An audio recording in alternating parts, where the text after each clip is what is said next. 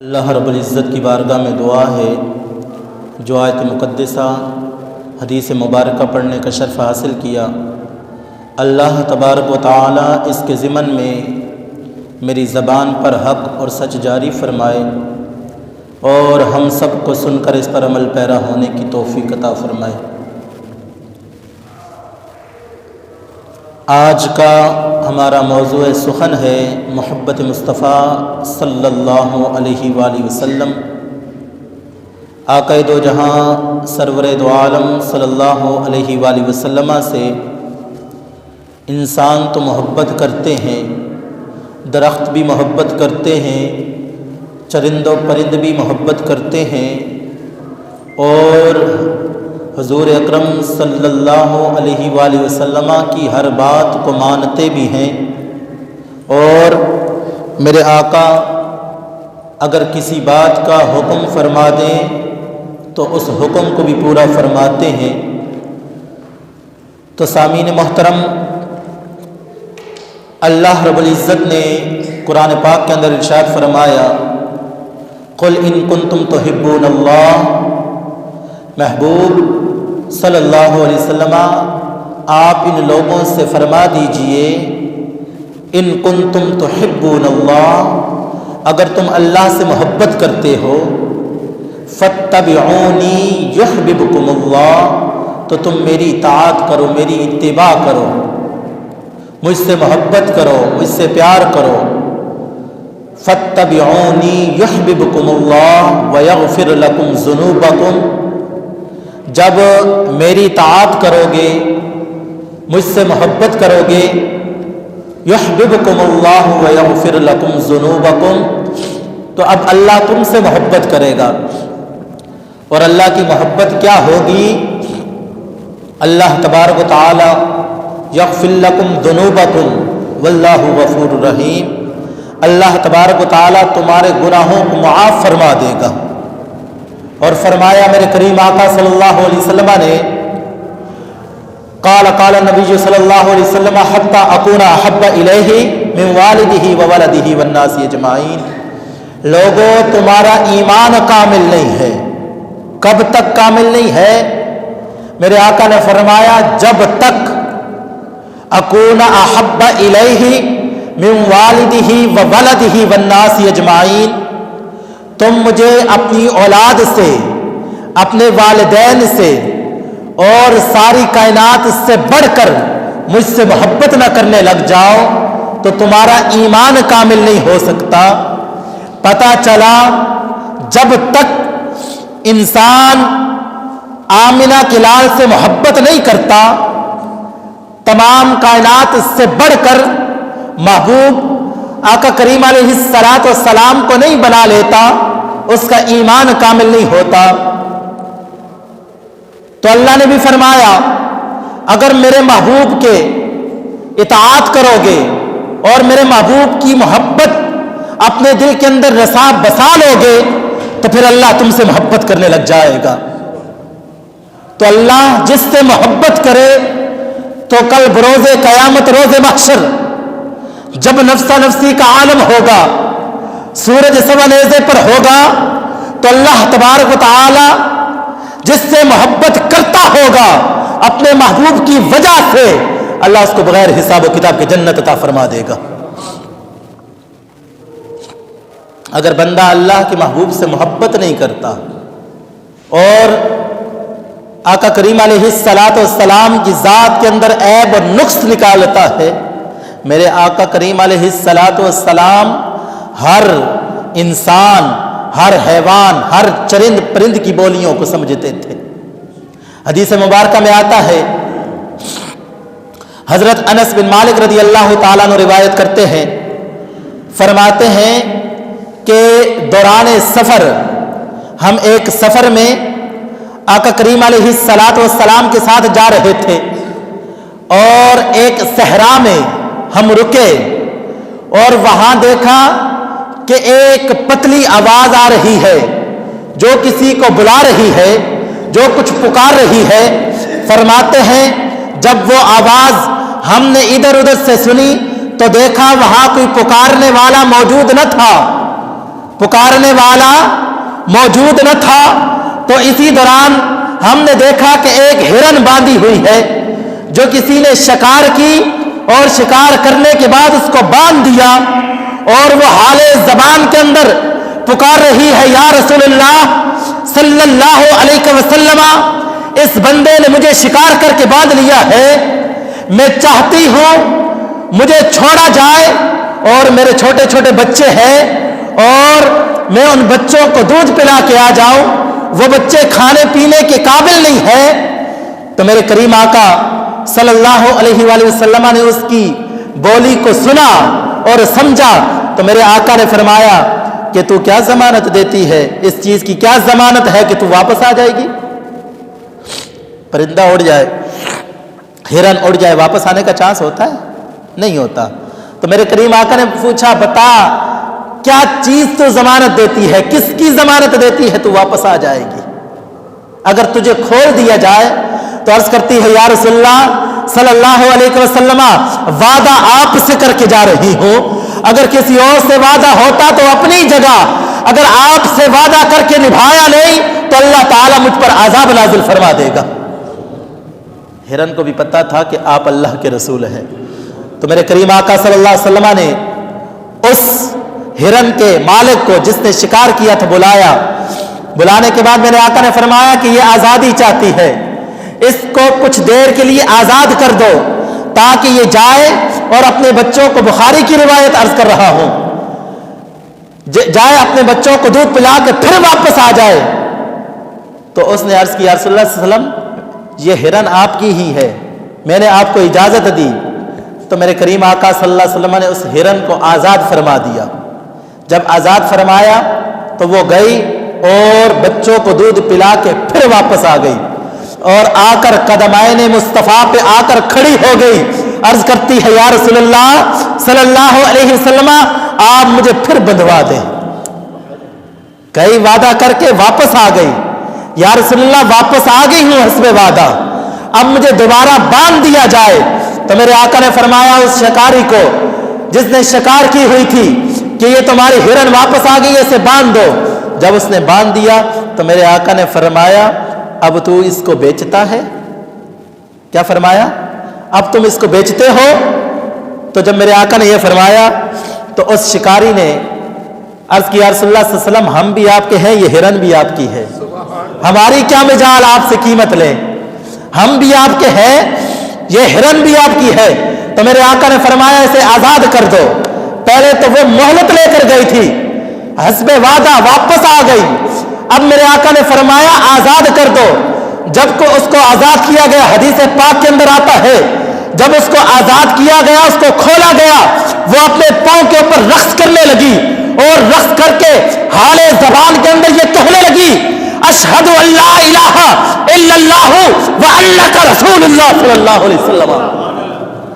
यानी हाले ज़बान में ये कहने लगी कि मैं गवाही देती हूं अल्लाह वहदहु ला शरीक है, उसका कोई शरीक नहीं, और आप ही अल्लाह के रसूल हैं, आप ही अल्लाह के रसूल हैं। पता चला वो गई नहीं बच्चों की तरफ, वो रक्स करके ये बार बार गुनगुना रही थी, अशहदु अल्ला इलाहा इल्लल्लाहु व अन्नका रसूलुल्लाह सल्लल्लाहु अलैहि वसल्लम, कि मैं गवाही देती हूं कि आप ही अल्लाह के रसूल हैं, अल्लाह वहदहु ला शरीक है और आप ही अल्लाह के रसूल हैं। जब जानवरों को पता है कि आखिरी नबी आमिना के लाल मोहम्मद मुस्तफ़ा हैं, तो आज के लोग जो बकवास करते हैं, जो कहते हैं कि अगर आखिरी नबी कोई और आ जाए को कोई फर्क नहीं पड़ता, मेरे आका ने फरमा दिया नबी आखिर ज़मान सिर्फ मोहम्मद मुस्तफ़ा है। और अल्लाह तबारक व तआला ने कुरान नाज़िल फरमा के ये बता दिया आमिना के लाल के बाद किसी नबी ने नहीं आना। और मेरे आका ने फरमाया अगर मेरे बाद नबी होते तो उमर होते, अगर मेरे बाद कोई नबी होता तो वो उमर होते।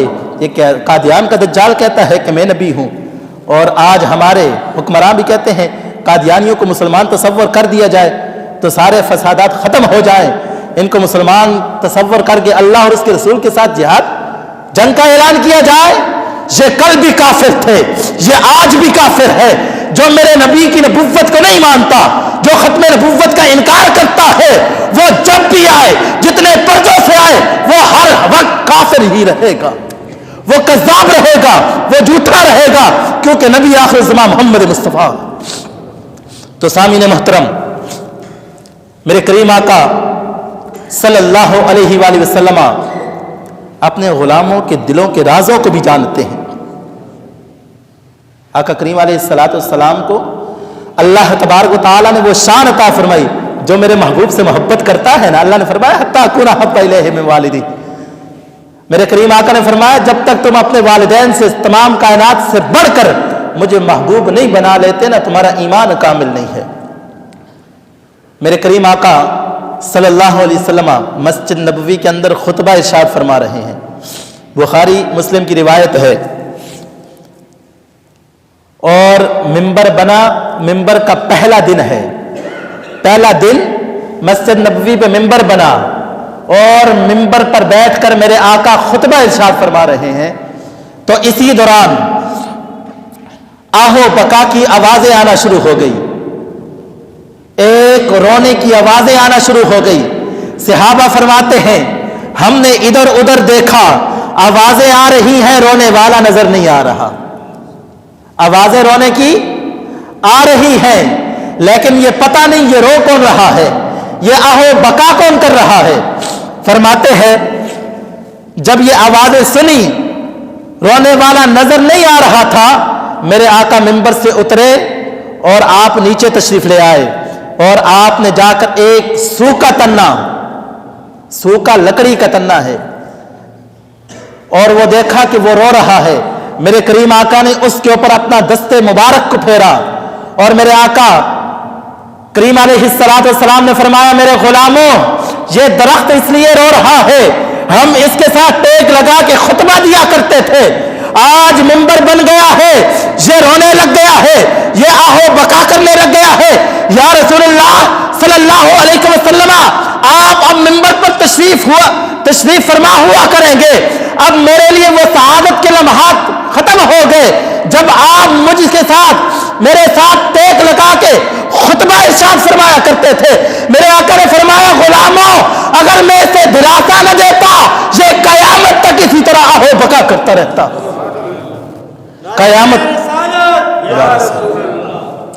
قیامت تک اسی طرح آہو بکا کرتا رہتا۔ اور میرے کریم آقا نے فرمایا اس سکے تنے کو کاٹ کر میرے منبر کے اندر نصب کر دیا جائے، یعنی خشک تنے بھی اگر مصطفیٰ سے جدا ہو جائیں وہ بھی رونے لگ جاتے ہیں، اور آج کا انسان ہو کر حضور کے بارے میں زبان درازی کرتا ہے، کہتا ہے ہماری طرح تھے آقا، یہ تھے یہ نہ تھے، ہر نادان اس بات کو چھوڑ، تو یہ کہ وہ افضل البشر تھے، وہ رب کے محبوب تھے، وہ مختار کل تھے۔ جب انسان کا عقیدہ یہ ہوگا، بریلی کے تاجدار نے فرمایا نا، آج مدد لے ان کی، آج مدد مانگ ان سے، کل نہ مانیں گے قیامت کو اگر مان گیا، انہیں جانا انہیں مانا، نہ رکھا غیر سے کام، للہ الحمد دنیا سے میں مسلمان گیا۔ جب حضور اکرم صلی اللہ علیہ وسلم سے محبت کریں گے اور آقا کریم علیہ السلام کی عزت و ناموس پہ پہرا دیں گے، تو یاد رکھو اگر ایک سوکھا تنا محبت مصطفیٰ میں روئے تو آقا کریم علیہ السلام اسے اپنے سے جدا نہیں کرتے۔ اگر کوئی بندہ مومن کریم آقا سے محبت کرے اور عشق کرے تو میرے آقا اس غلام سے کیسے بے خبر ہو سکتے ہیں، اس عاشق سے کیسے بے خبر ہو سکتے ہیں۔ تو سامعین محترم، اس درخت کا نام پتہ ہے کیا تھا؟ است حنانہ، یعنی وہ درخت، وہ سوکھا تنا جس کے ساتھ میرے آقا کھڑے ہو کر خطبہ ارشاد فرماتے تھے، است حنانہ کو میرے آقا نے فرمایا کہ اس کو کاٹ کے میرے منبر کے اندر نصب کر دیا جائے تاکہ یہ جدا نہ ہو، کیونکہ جدائی برداشت نہ کر سکا۔ حضرت بلال حبشی کے بارے میں آتا ہے، امام بخاری نے اس کو روایت کیا، جب میرے کریم آقا کا ظاہری دنیا سے میرے آقا نے پردہ فرمایا نا، پردہ فرمانے کے بعد حضرت بلال حبشی نے مدینہ المنورہ کو چھوڑ دیا، اذان دینا چھوڑ دی، اور مدینہ المنورہ کو چھوڑ کر حلب شام چلے گئے۔ 6 مہینے گزرنے کے بعد میرے آقا نے خواب کے اندر تشریف لائے اور فرمایا بلال کبھی ہمارے پاس بھی آ جایا کرو۔ 6 مہینے کے بعد میرے آقا نے فرمایا بلال تم نے تو ہمیں چھوڑ ہی دیا ہے، کبھی ہمارے پاس بھی آ جایا کرو۔ حضرت بلال حبشی نے رخت سفر باندھا اور رخت سفر باندھ کر مدینہ المنورہ میں پہنچے۔ جب مدینہ المنورہ میں پہنچے تو لوگوں نے دیکھا بلال حبشی آ گیا ہے، وہ کالے رنگ والا جسے کوئی جانتا پہچانتا نہ تھا، جسے کافر غلام سمجھتے تھے، لیکن جب سے محمد عربی کا غلام بنا ہے میرے آقا کی محبت نے اسے زمانے کا امام بنا دیا ہے۔ محبت مصطفیٰ تو غلاموں کو بھی امام بنا دیتی ہے۔ جب واپس آیا نا لوگوں نے دیکھا بلال آ گیا ہے، وہ جمع ہو گئے، جمع ہو کر کہا ہے بلال آج 6 مہینے کے بعد آئے ہو، آج وہ اذان سناؤ جو آمنہ کے لال کے سامنے سنایا کرتے تھے، وہ اذان سناؤ جو حضور کے دور میں سنایا کرتے تھے۔ تو انہوں نے انکار کر دیا، انہوں نے کہا جب میں اذان دیتا تھا تو رخ مصطفیٰ کو دیکھا کرتا تھا، جب میں اذان دیتا تھا تو سامنے چہرہ مصطفیٰ ہوتا تھا، آج اذان دوں گا تو سامنے چہرہ کس کا ہوگا؟ انکار کر دیا۔ صحابہ کرام نے فرمایا ان کو شہزادے امام حسن امام حسین کے پاس چلے گئے اور کہا شہزادو بلال آیا ہے، ہم نے کہا ہماری نہیں مانتا، تم جا کر کہو آج مسجد نبوی میں آذان دیں۔ جب وہ گئے نا انہوں نے کہا بلال آذان دو۔ نواسوں کا حکم آ گیا، انکار کیسے کر سکتے تھے؟ تو حضرت بلال حبشی نے جب آذان شروع فرمائی اللہ اکبر کہا اور اشہد ان محمد رسول اللہ پہ آئے، بے ہوش ہو کر گر گئے، غش کھا کر گر گئے۔ جب ہوش آیا تو پوچھا معاملہ کیا تھا؟ آپ نے فرمایا جب اس جملے میں آتا تھا سامنے رخ مصطفیٰ ہوتا تھا، آج جب اس جملے پہ آیا ہوں رخ مصطفیٰ نظر نہیں آیا تو بے ہوش ہو کے گر گیا۔ صحابہ کا حضور سے یہ محبت تھی، آقا کریم علیہ السلام سے یہ انداز عشق تھا، اور ایسی محبت کرتے تھے۔ جو محبوب سے ایسی محبت کرے تو پھر اللہ اس کو زمانے کا امام بنا دیا کرتا ہے۔ تو سامعین محترم، میرے کریم آقا کے وصال کے بعد ایک اور بات حدیث پاک کے اندر آتا ہے، آج کچھ نادان لوگ جن کی نظر اس حدیث پر نہیں پڑی، بخاری مسلم کی متفق علیہ حدیث ہے کہ کہتے ہیں کہ نعوذ باللہ من ذالک آقا کا نماز کے اندر خیال آ جائے نماز ختم ہو جاتی ہے، ٹوٹ جاتی ہے، ایسے نادان بھی موجود ہیں۔ حدیث بخاری مسلم کی ہے، اور میرے کریم آقا صلی اللہ علیہ وسلم ایک قبیلے میں صلح قرانے کے لیے تشریف لے گئے۔ جب میرے آقا تشریف لے گئے تو یہاں وقت ہو گیا نماز عصر کا۔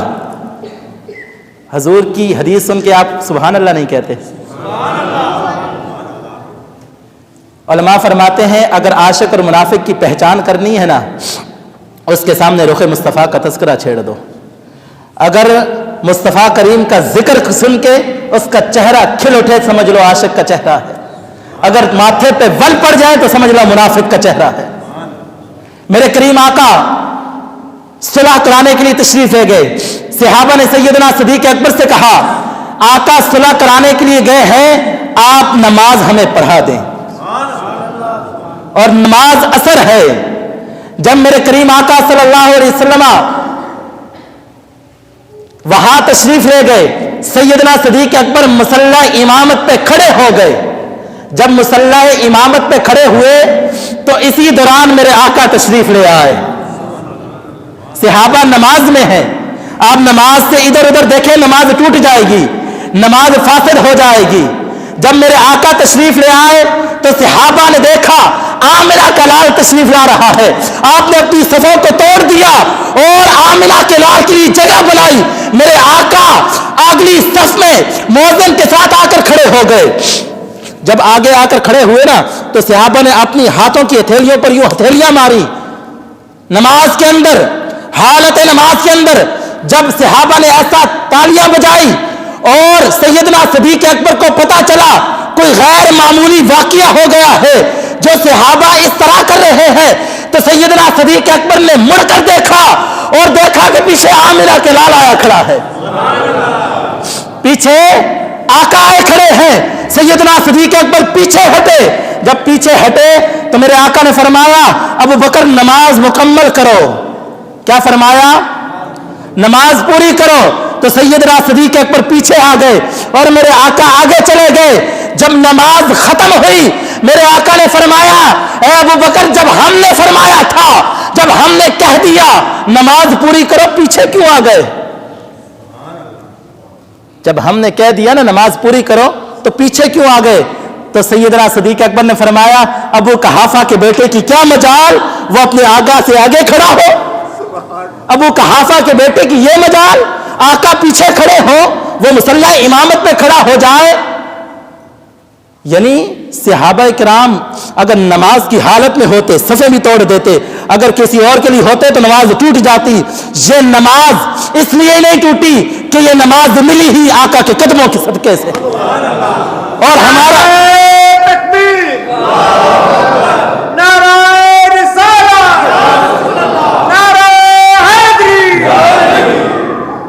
اور جس کو نماز حضور کے صدقے ملی ہے وہ نماز کے اندر حضور کا ذکر کرتا ہے، اس کو نماز کے اندر خیال بھی آتا ہے۔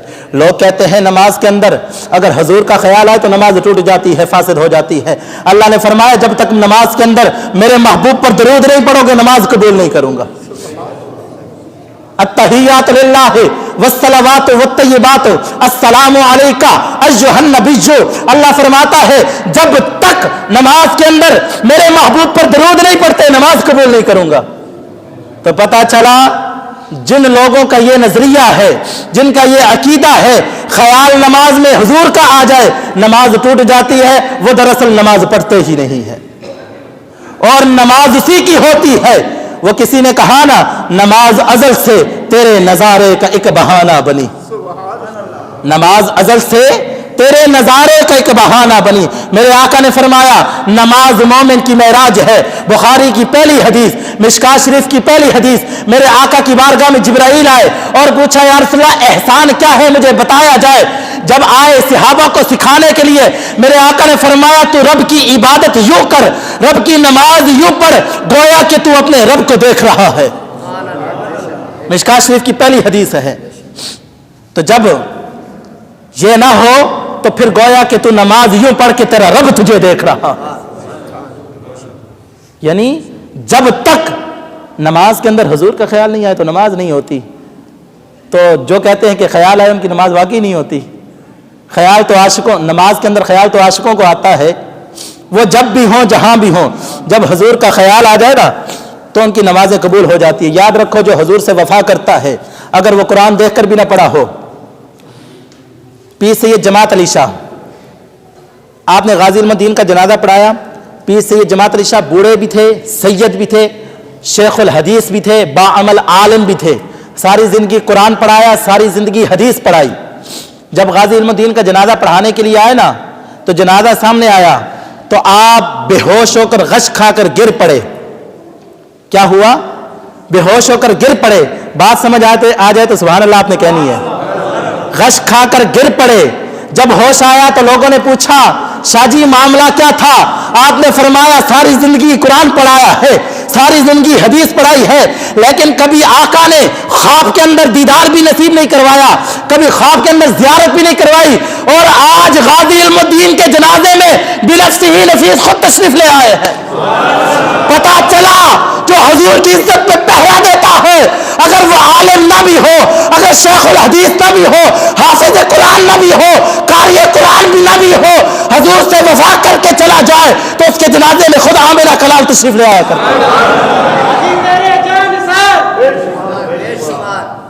تو سامعین محترم، حدیث پاک کے اندر آتا ہے میرے کریم آقا صلی اللہ علیہ وسلم سے محبت ایسی ہونی چاہیے نا جو حضور کے وصال کے بعد میرے حضور آقا کے غلام جو تھے نا وہ حضور کے شہر سے پتہ ہے کتنی محبت کرتے تھے۔ حضرت ابو ذر غفاری رضی اللہ تعالیٰ عنہ کے دور کے اندر، دور ہے سیدنا عمر فاروق رضی اللہ تعالیٰ عنہ کا، فاروق اعظم کا۔ تو اس دور میں ایک شخص تھا، اس نے باغ کے اندر اس کا اونٹ آیا تو اونٹ کے جو مالک تھا نا اس نے وہ پتھر مارا اونٹ کو, تو وہ جا کے لگ گیا بندے کو, تو بندے کی آنکھ میں لگا تو بندہ وہیں گیا مر. جب بندہ مر گیا تو اس نے کیس کر دیا سیدنا فاروق اعظم کی عدالت میں اس کے بیٹوں نے کہ بھائی اس نے ہمارا بندہ مار دیا ہے.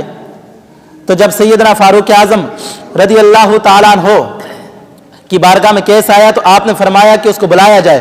جب بلایا جائے تو اس نے کہا کہ میں نے جان بوجھ کر نہیں مارا, قصداً ارادے سے نہیں مارا, خطا ہو گئی ہے, غلطی ہو گئی ہے.